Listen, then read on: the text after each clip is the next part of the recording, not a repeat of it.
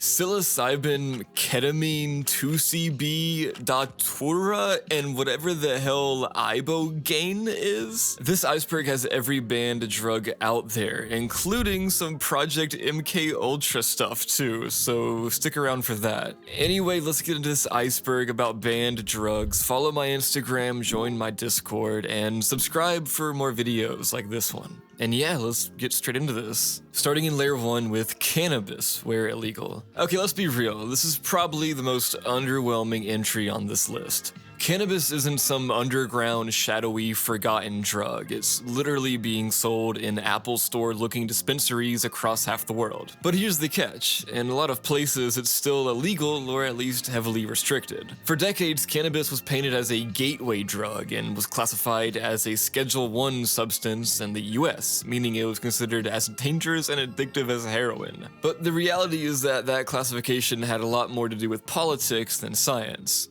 The war on drugs in the US and propaganda films like Reefer Madness helped demonize weed in the early 20th century, with claims that it made people violent, insane, or lazy, depending on what narrative was more convenient at the time. Meanwhile, pharmaceutical companies lobbied to keep it illegal because, shocker, it posed a threat to their business. Now, attitudes have shifted. Medical and recreational marijuana are legal in many places, but in some countries, looking at you, Singapore and the UAE, possession can still get you years in prison or even the death penalty. So yeah, while this entry really isn't the craziest thing on this iceberg, it's here because cannabis, despite its welcome mainstream acceptance, is still completely banned in some places. Amphetamines.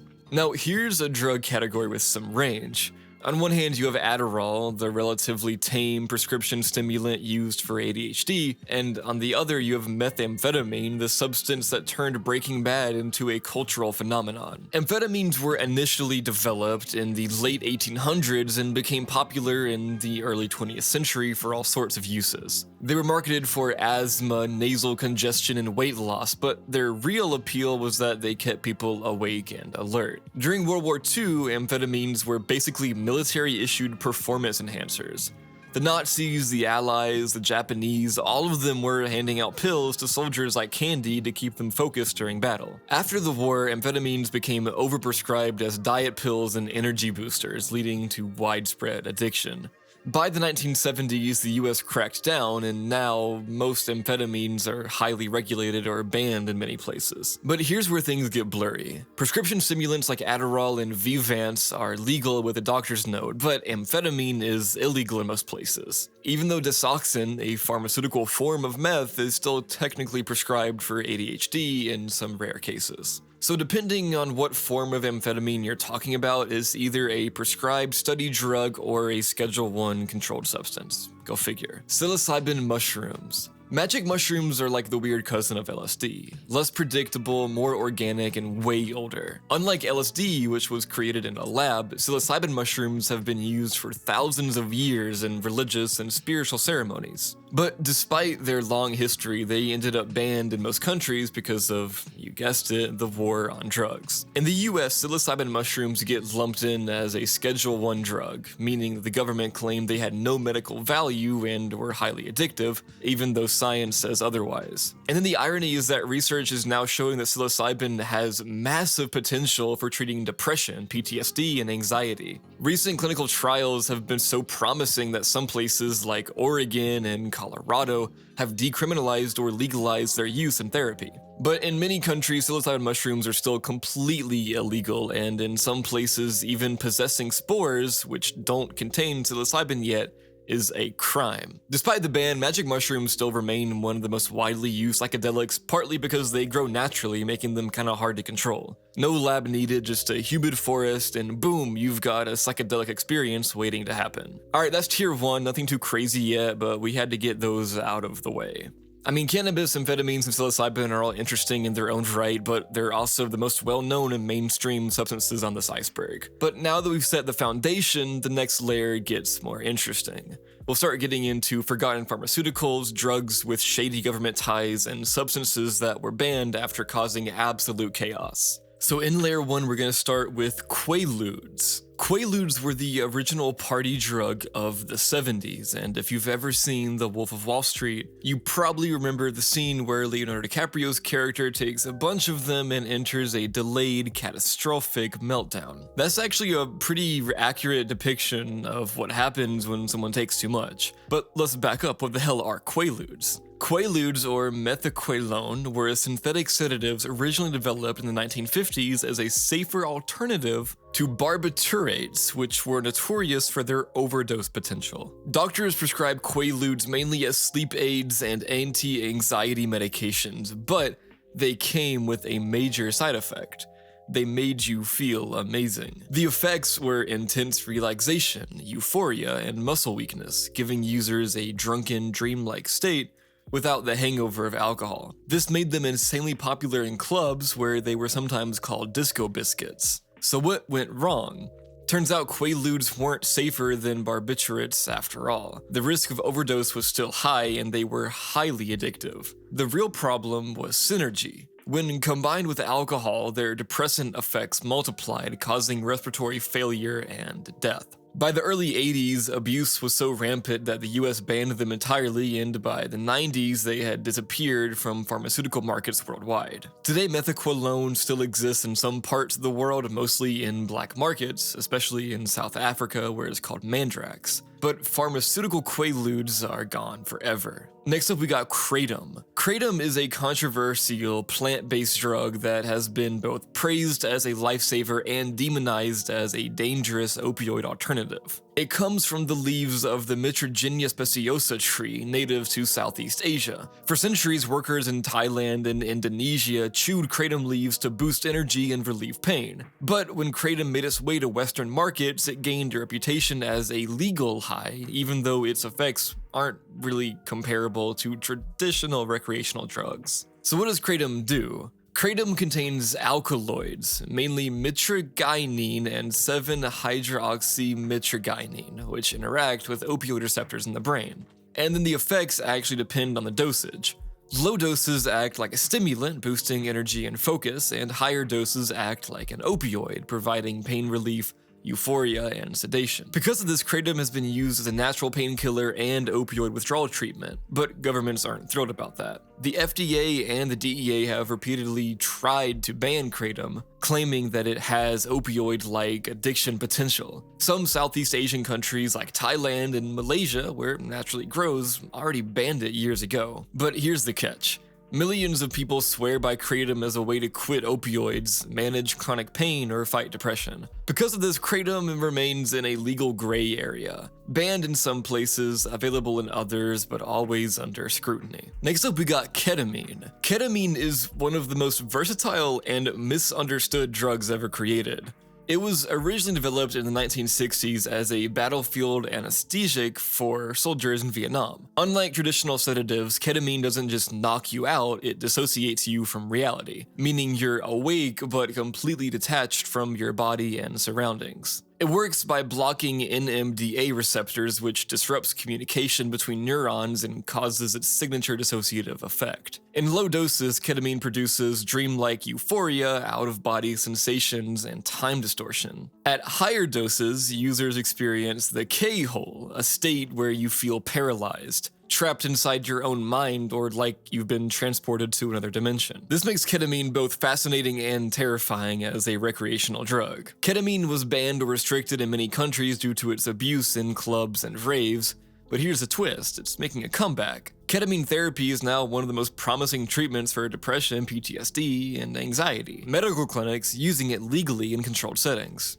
So while ketamine is banned for recreational use, its future as a psychedelic medicine is looking surprisingly bright. And then before we move on to tier 3, you can skip this part if you want if you're a fucking loser, but I want to talk about an album that's all about ketamine. E by Echo 2K is one of the best artistic representations of the ketamine experience, not just in sound, but in the way it feels like a dissociative trip unfolding in real time. So the album feels like it was made inside of a K-hole. And by the way, before we move on, I will be talking about the actual drug. I just think this is a good way to explain it. The album feels like it was made inside a K-hole, that deep state of dissociation where time loses meaning and reality warps into something both beautiful and unsettling. It's not really an album that grounds you, it like lifts you up and pulls you apart just like the drug does. Like on there's a section where he says, I feel like I'm being pulled from below and above, like I'm sinking and flying at the same time. And then the album really talks about this and encapsulates this feeling of lightness that ketamine users describe when they talk about feeling like they're not really there, or like they're watching themselves from an outside experience.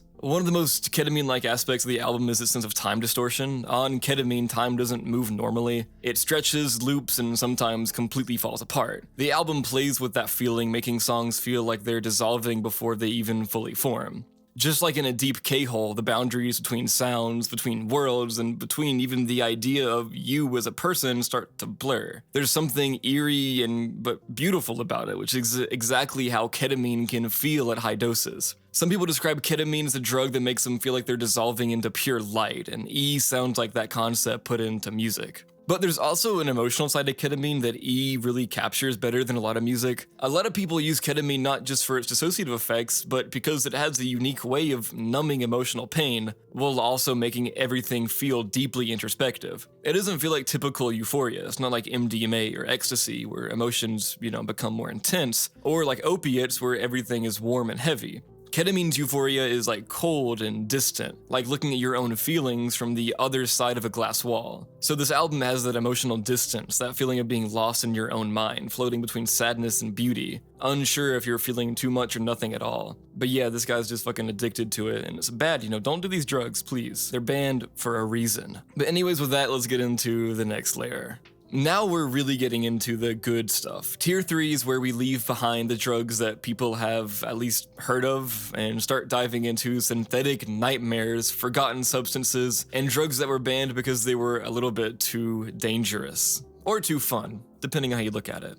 Starting with synthetic cannabinoids. If you've ever heard of K2 or Spice, you might think it's just a knockoff version of weed. That's what it was originally marketed as, a legal alternative to cannabis. But here's the problem. Synthetic cannabinoids aren't weed at all. In fact, they can be way more dangerous. Real cannabis works by activating the CB1 and CB2 receptors in your brain, leading to mild euphoria, relaxation, and hunger. But synthetic cannabinoids, they don't just activate those receptors, they slam them at full force, often 100 times more powerfully than THC. The result is extreme paranoia, seizures, hallucinations, heart attacks, and even death. Synthetic cannabinoids first appeared in the early 2000s, sold as herbal incense or not for human consumption to skirt legal restrictions. Since the government was slow to ban them, new variations kept popping up, creating an arms race between chemists and lawmakers. Every time one formula got banned, a new, slightly modified version appeared, keeping it legal for a little bit longer. The biggest problem with synthetic cannabinoids is that you never know what you're actually getting. Unlike real weed, which has been studied for decades, these chemicals were rushed into black market production, often made in unregulated labs with no quality control. This is why users started experiencing severe overdoses, uncontrollable vomiting, psychotic breaks, and in some cases, fatal organ failure. Despite the bans, synthetic cannabinoids haven't disappeared. They're still sold under different names and are especially common in places where real weed is illegal, like prisons, military bases, and countries under strict laws. But make no mistake, this is not just bootleg weed, it's something much more unpredictable and a lot more dangerous. Next up we got bath salts. No discussion of banned drugs is complete without bath salts, the synthetic stimulant that brought America's zombie apocalypse scare in the early 2010s. Let's clear something up first. Bath salts aren't actually bath salts. The name comes from a loophole where they were labeled as bath products to avoid drug laws. The real substance behind bath salts is usually MDPV, or methylene dioxypyrovarone, or other synthetic cathinones, or chemicals that act like supercharged amphetamines. The effects were extreme energy, euphoria, and intense paranoia. But here's the problem. Bath salts also screw with your dopamine and norepinephrine systems in a way that makes them way more potent than cocaine or meth. By the way, guys, I know how to say norepinephrine now. My Ultimate Drugs video, which I go watch, after this one, I said norepinephrine or some shit, bro. That was my fault, guys. Anyways. Users often experience severe agitation, hallucinations, and violent psychotic episodes. This is where the infamous Florida cannibal incident comes in. In 2012, a man in Miami attacked a homeless man and started eating his face. News reports immediately blamed bath salts, fueling the idea that this drug turned people into zombies.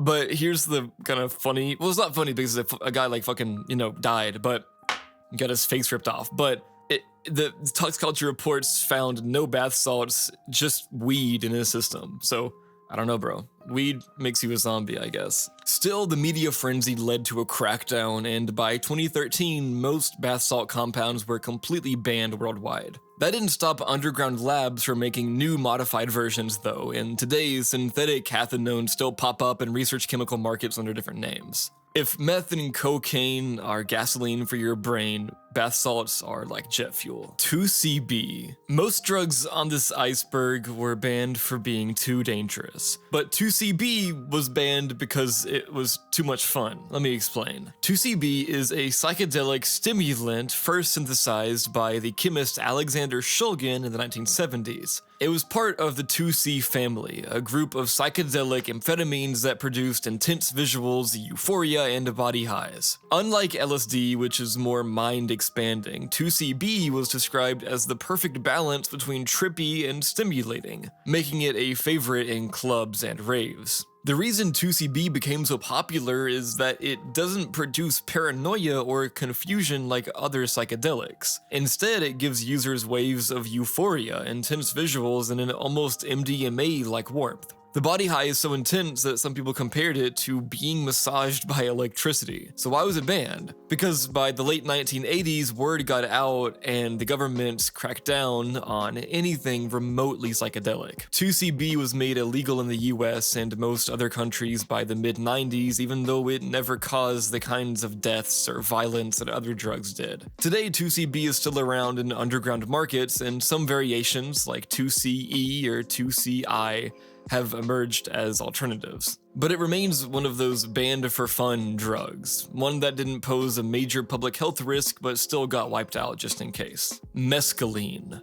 Mescaline is one of the oldest known psychedelics found in peyote cacti and San Pedro cacti. Indigenous tribes in North and South America have been using it for centuries in spiritual and religious ceremonies. But while LSD and psilocybin took over the psychedelic scene, mescaline faded into obscurity. Mescaline produces long, dreamlike hallucinations with geometric visuals and deep introspection. Unlike LSD, which can be mentally chaotic, mescaline is often described as more peaceful and mystical. It was one of the key substances explored in Aldous Huxley's book, The Doors of Perception, where he wrote about its ability to strip away ego and reveal pure experience. So why was it banned? Same reason as most psychedelics. The US government lumped it into Schedule 1 during the 1970s war on drugs, despite having almost no history of addiction or harm. The catch was that mescaline is still legal in some religious contexts, especially for Native American church ceremonies. Outside of that, though, it's completely illegal in most countries, making it one of the most restricted natural psychedelics in the world.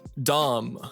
If LSD is a controlled roller coaster, then DOM, aka STP, short for Serenity, Tranquility, and Peace, is like getting strapped into a ride that never ends. DOM was first synthesized in the 1960s by Alexander Shulgin, the same chemist who created MDMA. It's a super potent psychedelic amphetamine that causes intense hallucinations and euphoria. But the problem is that the effects last up to 24 hours. At normal doses, DOM produces a longer, more stimulating LSD-like trip. But in the 1967 Summer of Love, someone miscalculated the dosages and thousands of people accidentally took too much. The result was mass freakouts, psychotic episodes, and hospitalizations.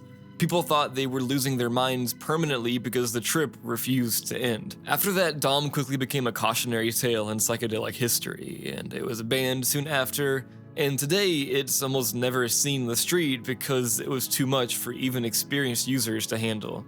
PMA and PMMA. PMA and PMMA are two of the deadliest drugs ever sold as fake MDMA. They look like ecstasy pills, and they feel like ecstasy at first, but there's one huge difference. they're way more toxic. Unlike real MDMA, which mainly affects serotonin, PMA and PMMA disrupt the body's ability to regulate temperature. That means people start overheating from the inside out, literally, leading to seizures and brain damage and fatal hypothermia. By the way, I said hyperthermia, not hypothermia. That's the opposite of hypothermia, where hypothermia is you're out in the cold, you get too cold and you die. Hyperthermia, ER, is when you get too hot. PMA and PMMA started showing up in party drugs in the late 90s and early 2000s because they were cheaper to produce than real MDMA. The problem was that users didn't know they weren't taking real ecstasy, so they took multiple pills when they weren't feeling it fast enough, which led to countless overdoses. Governments quickly banned both drugs, but they still pop up on the black market every few years, causing waves of accidental deaths. If you've ever seen stories about people dropping dead after taking a bad batch of ecstasy, there's a good chance that PMA or PMMA were involved. GHB. GHB, or gamma hydroxybutyrate, is a strange drug because it has two completely different reputations. Either a fun party drug or a terrifying date R-word drug. Originally developed as a medical anesthetic, GHB became popular in bodybuilding circles because it was rumored to increase human growth hormone levels. But in the 1990s, it became famous as a club drug where it was known for euphoria, deep relaxation, and increased sociability. Some people even called it liquid ecstasy because of its similarity to MDMA. The problem, though, is that GHB has a razor-thin safety margin. The difference between a fun high and unconsciousness is just a few milliliters of liquid. If someone drinks even slightly too much, they can black out completely, which is why GHB became infamous as a date R-word drug. By the early 2000s, governments banned GHB worldwide, making it one of the most heavily restricted club drugs ever. Even though some medical versions of it still exist, like Xyrem, a prescription for narcolepsy, recreational use is completely illegal in almost every country. And with that, we're getting into Layer 4. Now we're entering true nightmare territory. The drugs in this layer aren't just illegal because they're fun or mildly dangerous, these are substances that have turned people into rotting corpses, wiped out entire communities, or permanently damaged the brains of people that took them. Some were so toxic that they disappeared almost as fast as they were created, and others are still lurking in underground markets, so here we go. Starting with Bromo Dragonfly. Psychedelics are usually pretty safe compared to other drugs. Bad trips happen, but most wear off within a few hours to a day. But Bromo Dragonfly, it's like LSD's evil twin, a chemical that lasts multiple days, has a razor-thin safe dosage, and has killed people who took just a tiny bit too much. First synthesized in the late 1990s, Bromo Dragonfly is a powerful hallucinogen in the DOX family, a group of psychedelics related to amphetamines. It was never intended for street use, but by the mid-2000s, it was being sold on dark web markets as a more potent version of LSD. The problem is that it's way too strong and it lasts way too long. A normal LSD trip lasts 6 to 12 hours, but Bromo Dragonfly try 2 to 3 days. Users have reported feeling stuck in an endless loop, unable to tell if time is moving at all. Some experience ego death so intense that they forget they're human, while others are trapped in paranoia and fear for 48 hours plus. But the real horror comes from its insane potency. The difference between a normal dose and a fatal dose is just a few micrograms. People who took too much experienced severe vasoconstriction, which means blood vessels tightening so much that it cut off circulation to their limbs. Multiple reports describe users losing fingers and toes because their blood supply was cut off for too long. Others had permanent kidney and liver damage. By 2010, governments worldwide banned Bromo Dragonfly completely and it disappeared from the black market. Today, almost no one touches it. The risk is just not worth it. Crocodile. Most drugs ruin lives, but crocodile literally rots the body. Crocodile first gained infamy in Russia in the early 2000s, when heroin users began making a cheap homemade substitute from over-the-counter codeine. But this wasn't just another opioid, it was one of the most toxic substances ever injected into the human body. The name crocodile comes from what it does to the skin. Users develop green, scaly patches as the drug eats away at flesh and muscle tissue from the inside out. Over time, this necrosis spreads, leaving users with exposed bones, gaping wounds, and infections so severe that amputation is the only option. Why does this happen? It's not just the crocodile, also known as desomorphine, itself. It's more so how it's made. Russian addicts, unable to afford heroin, started cooking crocodile at home using a toxic mix of codeine, gasoline, red phosphorus, and hydrochloric acid.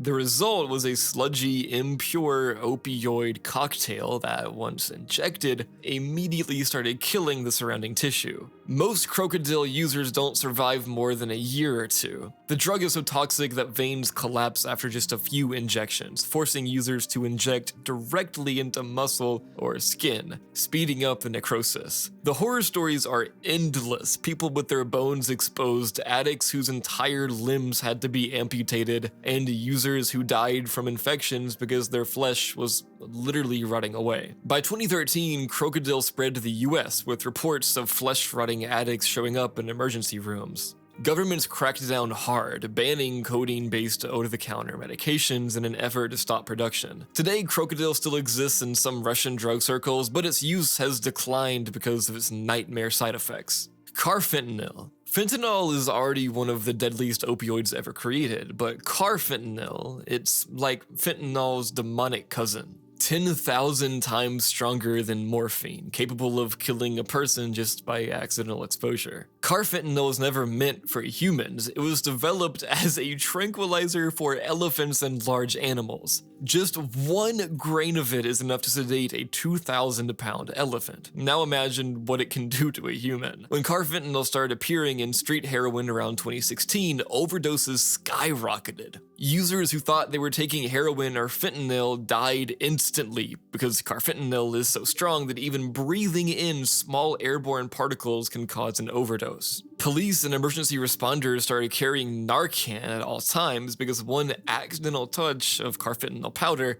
could send them into respiratory failure. The drug became a new weapon for drug cartels who used it to lace heroin supplies, creating a mass wave of overdoses across the US, Canada, and Europe. Governments banned carfentanil worldwide, but it still shows up in illicit opioid markets. Most dealers don't even know they're selling it. 1 kilogram of carfentanil can be cut into tens of millions of doses, meaning that a single bad batch can wipe out an entire city's supply of users. If fentanyl is the scariest opioid humans have ever widely abused, carfentanil is the nuclear option. So deadly that even professionals are terrified of handling it. MPTP.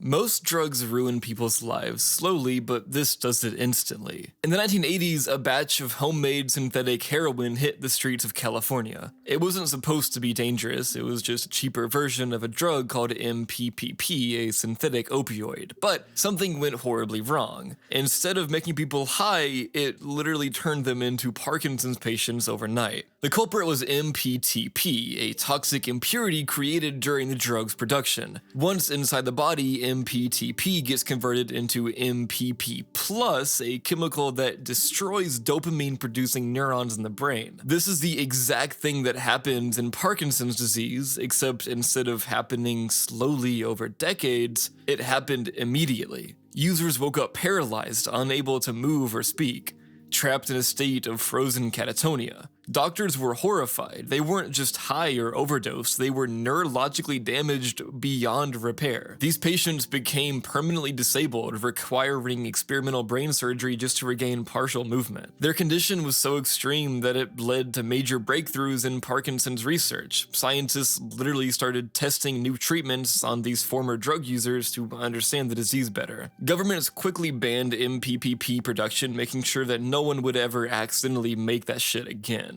BZ. BZ isn't just a banned drug, it's a literal chemical weapon designed by the US military. So, during the Cold War, the US Army experimented with mind-altering chemicals that could disable enemy soldiers without killing them. One of their most infamous creations was BZ, a compound that causes delirium, confusion, and hallucinations lasting up to 80 hours. Unlike LSD, which produces psychedelic visuals, BZ causes complete detachment from reality. People under its influence can forget who they are and where they are, they can talk to people who aren't there, they can experience extreme paranoia and confusion, and even suffer from violent mood swings and loss of motor control. In one military test, soldiers given BZ couldn't complete the simplest tasks. One guy spent hours trying to eat his own shoelace, thinking that it was food, and then in another case, a scientist underestimated BZ's potency and dosed himself by accident. He was delirious for 3 days straight. The US stockpiled tons of BZ in the 1950s and 60s, considering it for battlefield use,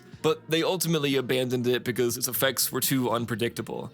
The CIA allegedly used it for mind control experiments, but no concrete proof exists. By the 1970s, BZ was classified as a chemical weapon and completely banned worldwide. Today, it's so restricted that even talking about making it can get you on a watch list, so please do not make this shit. Datura. Most hallucinogenics distort reality, but Datura erases it. Datura is a naturally occurring deliriant found in plants like Jimson weed, devil's trumpet, and belladonna. Unlike psychedelics, which cause visual distortions, Datura produces complete and total detachment from reality, often with permanent consequences. Datura users don't just hallucinate, they fully believe what they're experiencing is real. People have reported conversations with non-existent people for hours, smoking invisible cigarettes, and wandering into traffic naked, unaware they even took a drug. One of the most infamous Datura stories comes from an emergency room doctor who treated a teenage boy found naked in his yard, aggressively talking to trees. The kid had no memory of the past 3 days and was convinced he'd been on a road trip even though he never left home. Unlike LSD or mushrooms, Datura has no fun effects. It's pure confusion, paranoia, and loss of control. Even worse, the trip can last up to 48 hours, leaving users completely permanently traumatized.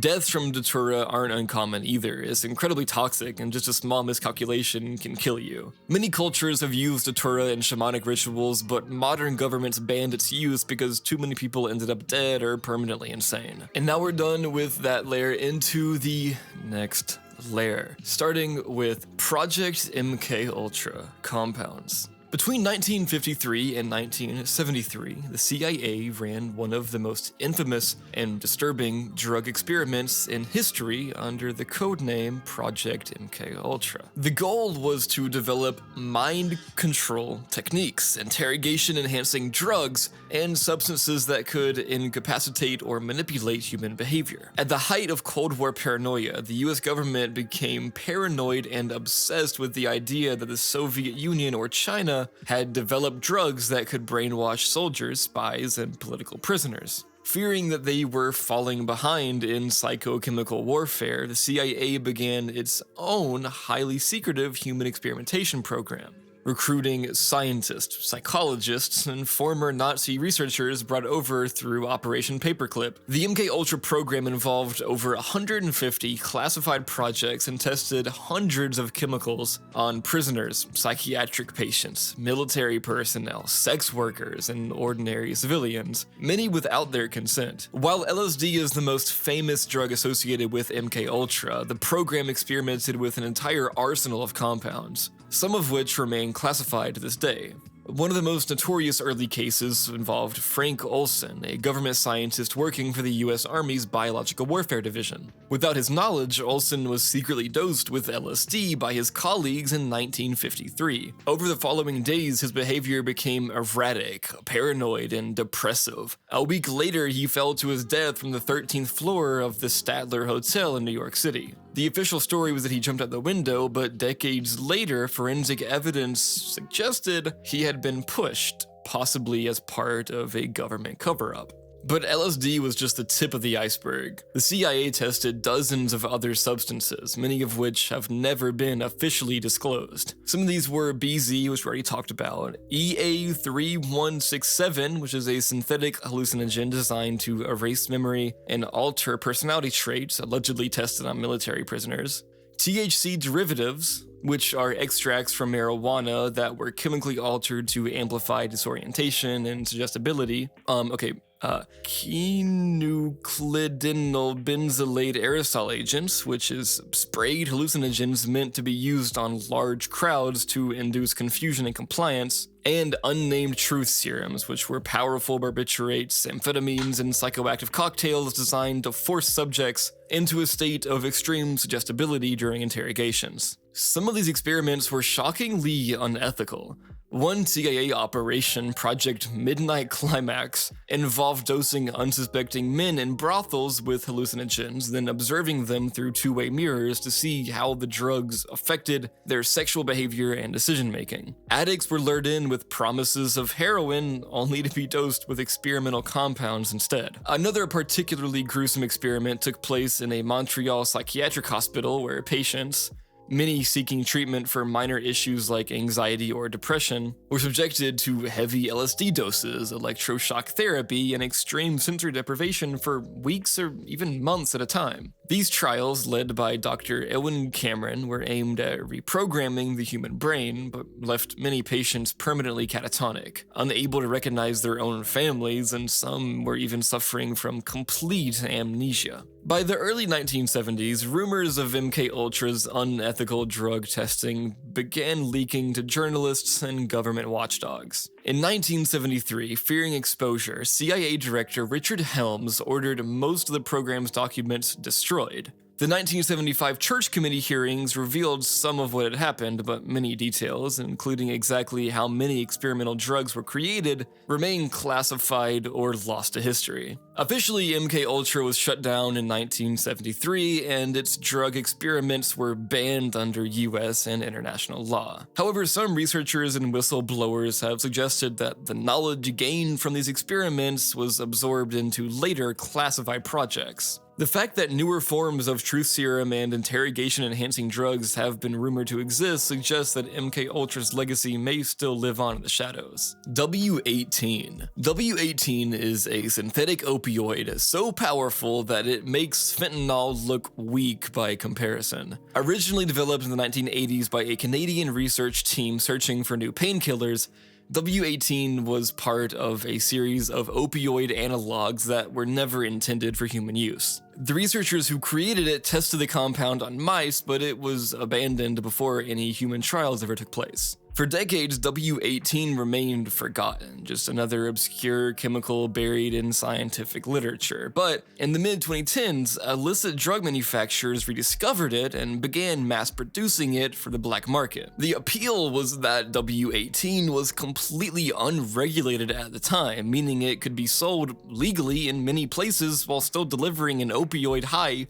far beyond heroin or fentanyl. The problem, though, was that W18 is so potent that even experienced users had no idea how to safely dose it. While fentanyl is about 50 times stronger than heroin, W18 is estimated to be at least 100 times stronger than fentanyl. Oh my god. Because W18 was never clinically tested in humans, no one really knew what a safe dose looked like. Or safe in quotations. As soon as W18 started appearing in street drugs, overdoses skyrocketed. People who thought they were taking normal opioids ended up taking micrograms of a substance so strong that Narcan, the emergency opioid overdose reversal drug, often didn't even work.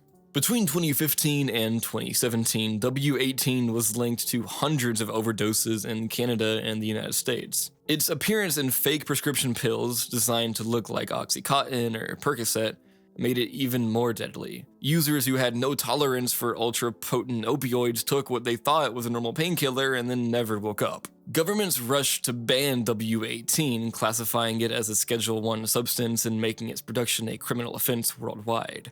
However, banning W18 didn't stop the problem. It just led drug manufacturers to create even newer and deadlier synthetic opioids. Etorphin. Etorphin, I don't know how to say it. Etorphin, commonly referred to as M99, is one of the most potent opioids ever created. 10,000 times stronger than morphine and capable of killing a human on accidental contact alone. Unlike other opioids that were designed for human pain relief or recreation, M99 was never meant for human use at all. It was developed exclusively as a large animal tranquilizer, mainly for sedating elephants, rhinos, and other massive creatures. Etorphin was first synthesized in 1960 by researchers studying ultra-potent morphine derivatives. The goal was to create an extremely fast-acting and high-potency sedative that could immobilize large animals instantly, making it useful for wildlife conservation efforts, veterinary medicine, and animal capture operations. A dose as small as 30 micrograms, millionths of a gram, is enough to completely incapacitate an elephant within seconds. For humans, however, M99 is almost instantly lethal. Even a single drop on the skin or accidental inhalation of airborne particles can lead to respiratory failure and cardiac arrest within minutes. Because of this, anyone handling Etorphin must also have Narcan or another opioid antagonist immediately available. Because of its sheer power, M99 is strictly controlled worldwide. It's a Schedule I drug in the US and a Class A controlled substance in the UK,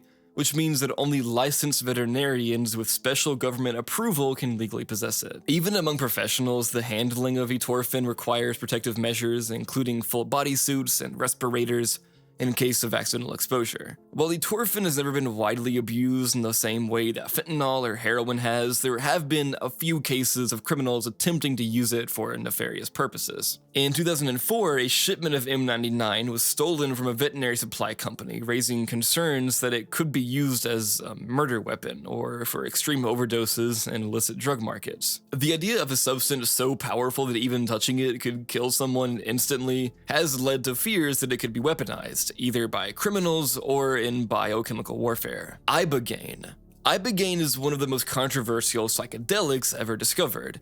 Hailed by some as a miracle cure for opioid addiction, but banned in most countries due to its unpredictable and dangerous side effects. Unlike recreational psychedelics like LSD or psilocybin, Ibogaine's trip is physically grueling and mentally intense, often described as a brutal psychedelic reset that can completely rewire a person's relationship with drugs, trauma, and self-perception. Ibogaine is derived from the root bark of Tabernanthe iboga, a shrub native to West Africa. It has been used for centuries in Bwiti religious ceremonies where initiates take iboga to experience deep vision, spiritual awakenings, and life-altering introspection. In small doses, ibogaine acts as a stimulant, but in large doses it induces an intense, multi-hour dreamlike psychedelic state where users often relive past experiences, confront deep psychological traumas, or feel like they're being reborn. What makes Ibogaine unique is its effect on addiction, particularly opioid dependence. Studies have found that a single dose of Ibogaine can significantly reduce opioid withdrawal symptoms and cravings, sometimes completely eliminating them overnight. Unlike methadone or Suboxone, which are opioid-based treatments,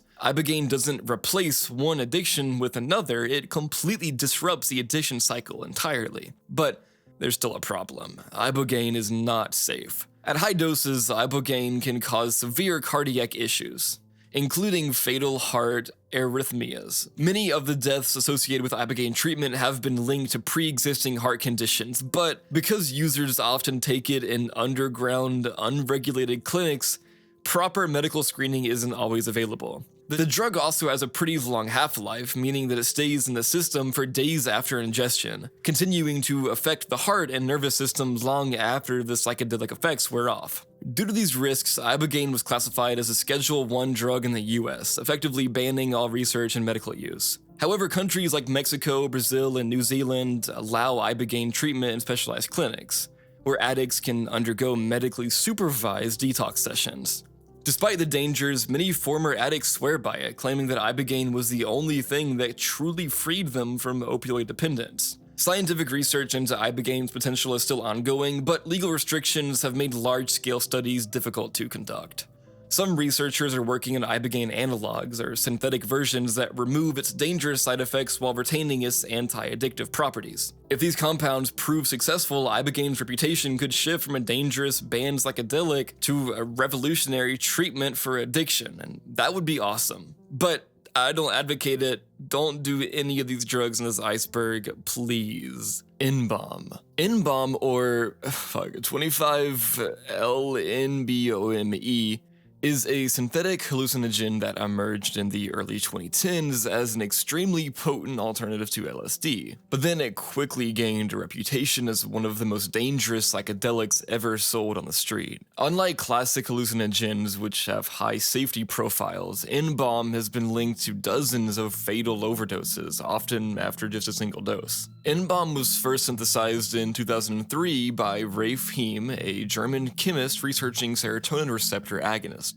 It belongs to the NBOMe series, a group of compounds that interact with the 5-HT2A receptor, the same one responsible for LSD and psilocybin's hallucinogenic effects. However, N-Bomb is far more potent per microgram than LSD, meaning a hit the size of a few grains of salt can be enough to cause powerful hallucinations, convulsions, or even death. Unlike LSD, which is physically non-toxic, N-Bomb is known to cause severe vasoconstriction, cutting off blood flow to vital organs. Many users have suffered seizures, strokes, and cardiac arrest after taking what they believed was a safe psychedelic dose. What made N-Bomb especially dangerous was the way that it was sold as LSD. Since both substances are active at microgram doses, dealers began soaking blotter paper with 25 N-Bomb and selling it as LSD to unsuspecting users. The problem was that LSD and N-Bomb did feel similar at first, but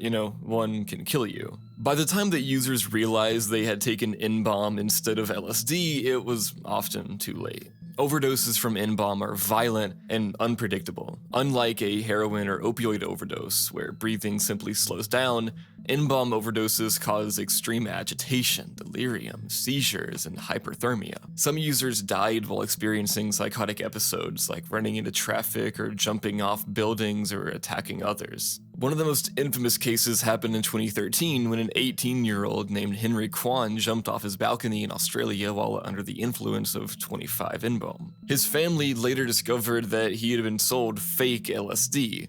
Similar stories surfaced worldwide, with users suffering fatal seizures, heart attacks, or sudden self-destructive behavior. Governments acted fast to ban N-Bomb, classifying it as a Schedule I drug in the US and equivalent categories in other countries. Most countries, to be honest. However, since the N-Bomb family has many different variations, like 25C N-Bomb, 25B N-Bomb, etc., new analogs continued appearing, keeping the drug alive on the dark web and research chemical markets. By 2015, N-Bomb had mostly disappeared from street markets, but its legacy as the deadliest fake LSD ever made still lingers. Pretty fucked up. Tianeptine, or Zaza. Tianeptine is an antidepressant with a secret. Though it's officially classified as a tricyclic antidepressant, or TCA, it has opioid-like effects, making it one of the most controversial legal drugs to hit the black market in recent years. Unlike traditional antidepressants like SSRIs, Prozac or Zoloft, or SNRIs like Cymbalta or Effexor, tianeptine directly affects opioid receptors, meaning that in high doses it doesn't just treat depression, it gets you high.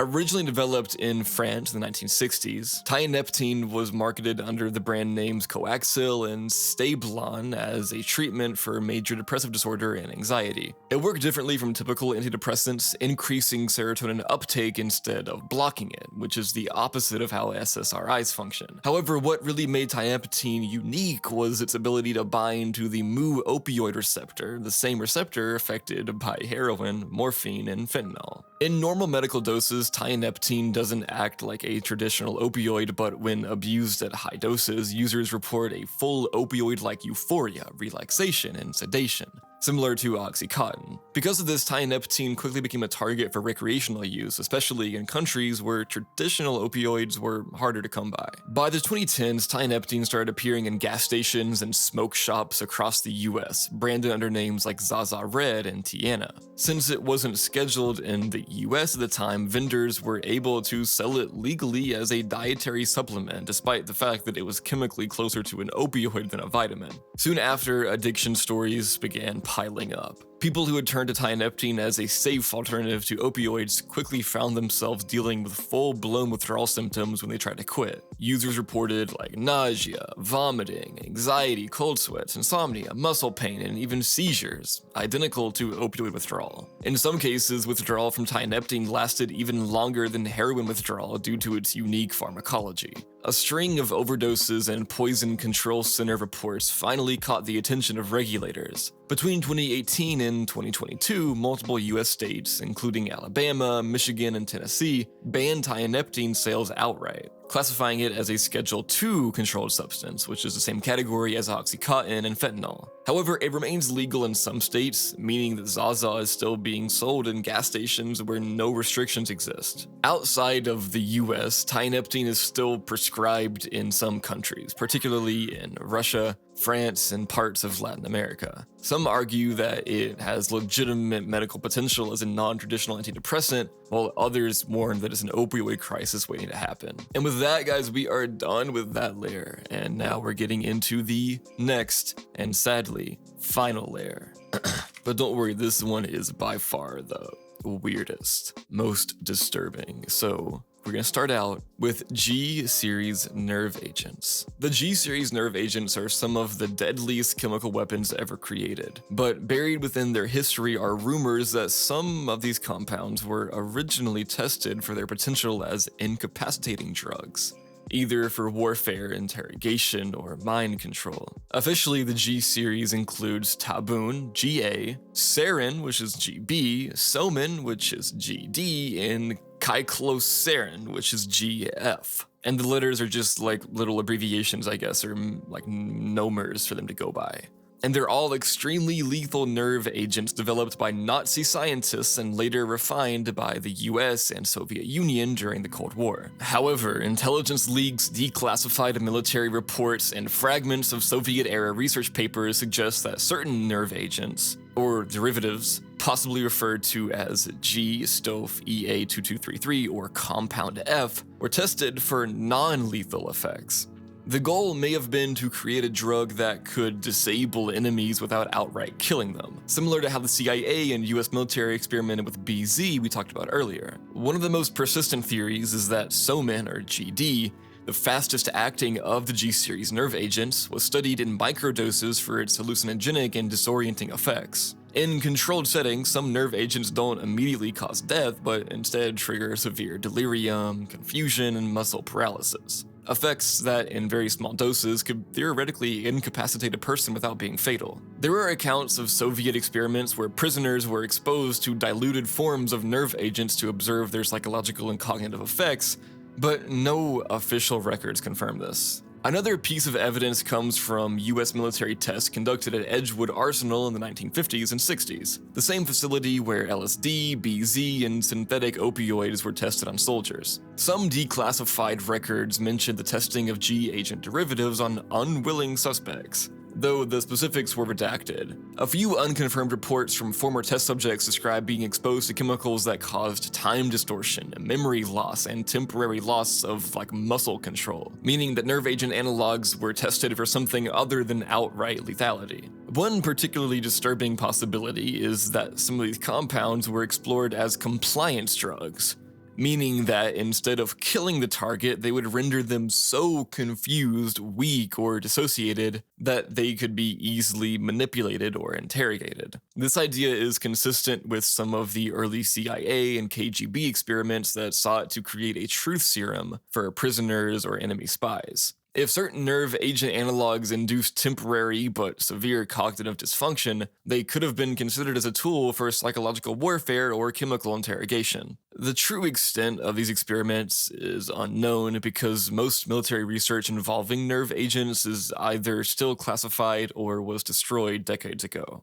Unlike LSD or other hallucinogens, nerve agent-based chemicals were far too dangerous for any kind of long-term human testing, and even microdoses could cause permanent neurological damage. By the 1990s, international treaties banned all research on chemical weapons, and most remaining stockpiles of G-series nerve agents were destroyed under global disarmament agreements. However, the possibility remains that certain experimental nerve agent derivatives were tested for non-lethal applications before these bans were enforced. If these substances ever did exist, they have been erased from public record, with only fragments of military history, intelligence leaks, and disturbing testimonies from Cold War-era human experiments offering glimpses into what might have happened behind those closed doors. RH-34, or the Dream Machine drug. RH-34 is an unconfirmed, possibly erased hallucinogenic compound that was allegedly tested in 1960s European military programs, particularly in West Germany, France, and the UK. The little information available suggests that RH-34 was not a traditional psychedelic like LSD or mescaline, but something much darker, a substance that induced a state of prolonged, uncontrollable lucid dreaming while awake, often with terrifying psychological consequences. The first whispers of RH-34 appeared in declassified medical records and private testimonies from former military researchers and test subjects who claimed that the drug was a failed attempt at creating a non-lethal incapacitating agent for warfare and interrogation. Unlike other hallucinogens, which distort reality while still allowing, some awareness of the real world,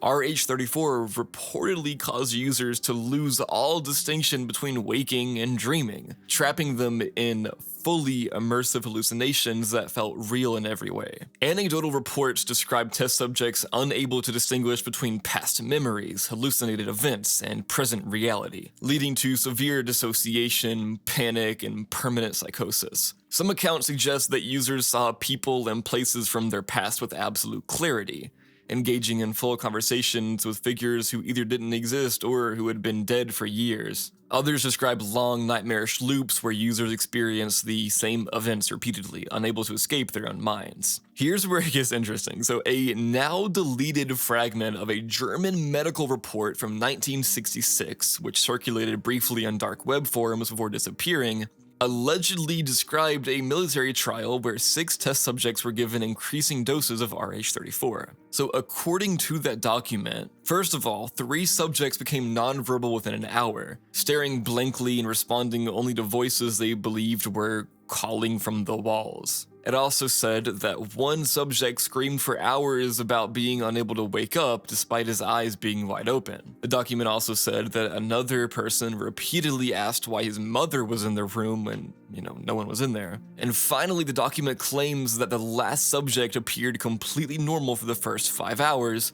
engaging in casual conversation until he suddenly dropped into a state of complete catatonia, remaining frozen in place for 14 hours before regaining movement and describing, quote, years of experiences that had happened in his mind. If true, this suggests that RH-34 didn't just cause hallucinations, but may have severely disrupted the brain's ability to process time and memory, leading to the perception of false decades of life being experienced in a single day. A phenomenon sometimes reported with extreme overdoses of dissociatives like ketamine or salvia. The project was supposedly shut down abruptly, with most records destroyed or classified under military secrecy. No confirmed samples of RH-34 have ever surfaced, and the name itself does not appear in any publicly available pharmacological research, leading some to believe that if the drug ever existed, it was either erased from history or remains hidden in classified archives. Some theorists believe that RH-34 was part of a broader European effort to create dream state interrogation drugs, similar to MKUltra's attempts in the US. If this is true, it may have been abandoned due to its unpredictable and dangerous effects, not just as a mind-altering substance, but as something that could irreversibly break a person's sense of reality. There are no known modern equivalents to RH-34, though some suspect that certain dissociative anesthetics, NMDA antagonists, or synthetic deliriants may have similar effects in very extreme doses. If RH-34 was ever successfully developed, it remains one of the most disturbing lost drugs in history. An experiment into consciousness that went too far and was buried to prevent anyone from ever trying it again. The pale blue drug. The pale blue drug is one of the strangest entries in this iceberg. It's a drug that appears in fragments of old medical reports, obscure research papers, and rumors passed around by chemists and psychonauts, yet seemingly has no official record of ever existing. Unlike other lost drugs that were at least partially documented before disappearing, the pale blue drug is a complete mystery, with even its real name unknown. Most of what is, quote, known about it comes from anecdotal references in medical journals from the 1970s, where researchers allegedly studied extreme dissociatives in an attempt to push human consciousness beyond its limits. The name pale blue supposedly comes from the drug's color in its purest form, though there are theories that the name was actually just a code for an unnamed classified compound used in government experiments. One of the only known references to it appeared in a 1976 pharmacology paper that briefly mentioned a, quote, unidentified dissociative anesthetic being tested on psychiatric patients suffering from extreme depression and schizophrenia. According to the few details available, subjects given the compound experienced a complete sensory detachment, losing all awareness of their bodies or surrounding, a state of timelessness, with some subjects reporting feeling, quote, floating in a void for what felt like years, severe memory disruptions with many subjects unable to recall their own names or past experiences, and a total breakdown of the ego, leading some to believe that they had died or never existed at all. One of the most disturbing aspects of the pale blue drug is its alleged ability to disconnect users from all external stimuli. Unlike ketamine, which is known for inducing K-holes where users feel detached from reality but still retain some sense of self, the pale blue drug reportedly erased self-awareness entirely, making users feel like they had become something beyond human, sometimes not even existing in a form recognizable as a person. The scarcity of records has led to multiple theories about what the pale blue drug actually was. Some believe it was an early NMDA receptor antagonist similar to PCP or ketamine, but significantly more potent. Others suggest it was just a one-time experiment using an unknown chemical structure that proved too dangerous to continue studying. There are also conspiracy theories that this pale blue drug was part of a secret military or intelligence research, similar to like MKUltra or the Soviet psychochemical projects, where scientists attempted to create these for, military purposes. And if this is true, its disappearance may have been intentional, with all remaining samples and research being destroyed to prevent it from ever being used again. K55.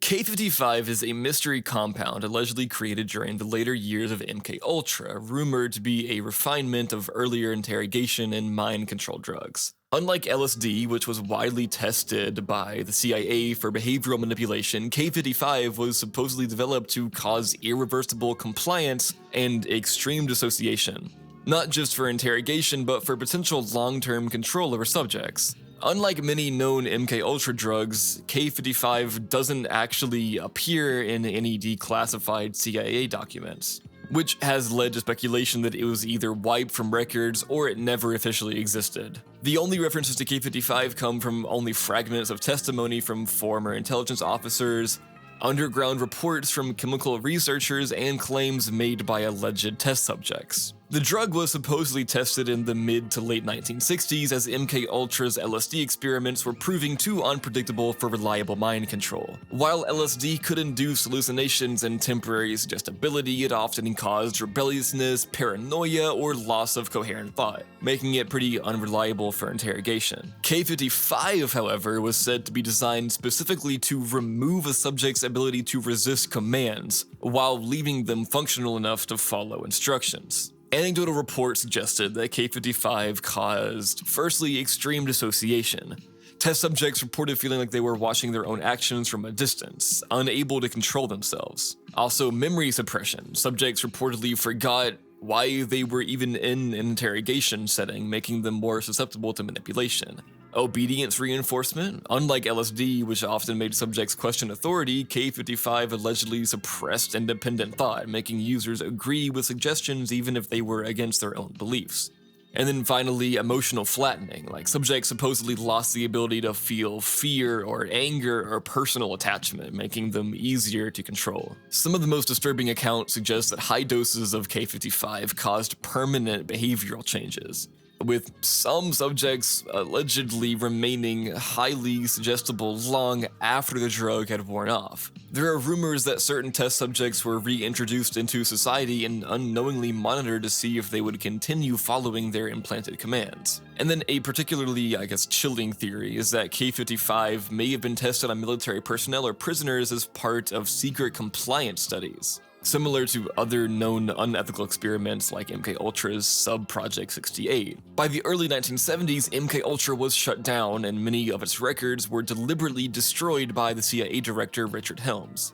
So, all that to say, if K55 ever existed, all official traces of it have been wiped out. And what's really fucked, to me at least, is that to this day there is no confirmed chemical structure for it, and no surviving physical samples, so. Synthetics beyond opioids. This is the last entry on the iceberg, and is arguably the most terrifying because it deals with unnamed classified compounds. The opioid crisis has been driven by ever stronger synthetic opioids, from heroin to fentanyl to carfentanil, each more potent than the last. There are at least a few synthetic opioid analogs that are known only by code names or brief appearances in research papers before disappearing. Some have surfaced in military and forensic chemistry reports suggesting that they were either created as potential battlefield analgesics or tested for biochemical applications. So among these rumored beyond opioids are WXX series. This is a set of compounds related to W18, with some believed to be 10,000 to 50,000 times stronger than morphine. W18 itself was already a terrifyingly potent opioid, but certain variations were reportedly too unstable for even experimental use. Unnamed hyperpotent sufentanil analogs. Internal pharmaceutical documents have referenced sufentanil-like compounds that were designed but never marketed due to their extreme potency and overdose risk. EAXXXX series. This designation appears in declassified military chemistry reports as experimental analgesic agents, but the majority of details remain classified. Some theorists believe these were attempts to create long-lasting, ultra-potent painkillers for soldiers, but they were too toxic to use. M-class opioids. Some reports from illicit drug chemistry forums claim that Chinese clandestine labs were testing fentanyl analogs so potent that even handling microgram amounts required full hazmat suits. One user claimed that an M-class opioid caused sudden fatal respiratory collapse at doses so small they couldn't be reliably measured. A lot of people think that these hyperpotent opioids were designed for potential bioweapons. Carfentanil has already been linked to chemical weapon use, most notably in the 2002 Moscow theater hostage crisis, where Russian forces allegedly aerosolized a fentanyl derivative to subdue terrorists, resulting in the deaths of over 100 hostages due to overdose. And yeah, guys, that's the end of this iceberg. This one was so much fun. I love all these drug icebergs, and you guys seem to as well. So yeah, leave a comment, subscribe, all that, and thanks for watching. Have a great night and sweet dreams.